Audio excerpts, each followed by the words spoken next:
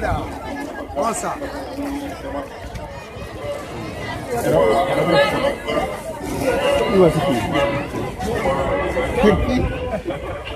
Sai kuma hikima ta biyu shine wanda ya saba yin shi baya dainawa, to za a rubuta masa kamar duk tsawon rayuwarsa ta ƙare yana yin azumi, domin za a rubuta masa ya yi azumin shekara guda ne. Ta yi azumin wata ramadana ko kwana 29 ne ko 30 ne, to Allah cikin hikimarsa zai ninka maka shi sau 10. Man ja'a bil hasanati falahu ashru amthal.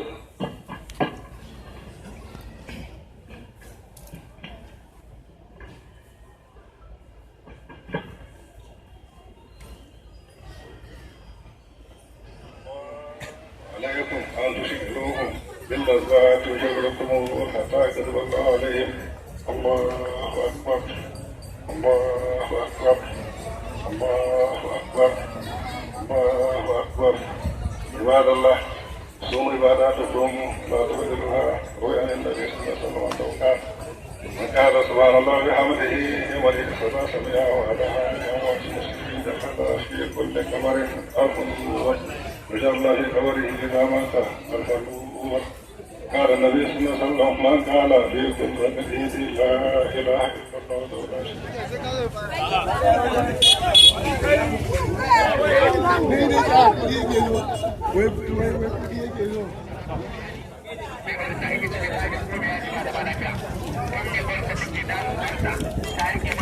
Adam mu shiga da zazzagayawa muna tattaunawa da al'umma a wannan masallaci na Dahiru Usman Bauchi bayan gudanar da sallar Idi lafiya.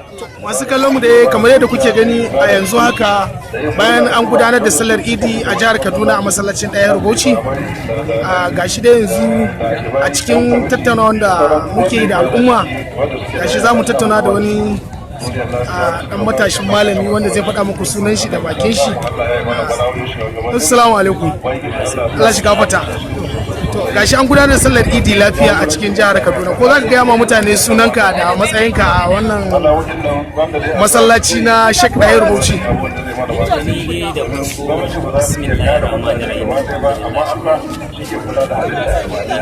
إياك نعبد وإياك نستعين الصراط المستقيم صراط الذين أنعمت عليهم ولا الضالين آمين. اللهم صل على سيدنا محمد الفاتح لما أغلق خاتم لما سبق ناصر والهادي إلى صراطك المستقيم وعلى آله وصحبه العظيم.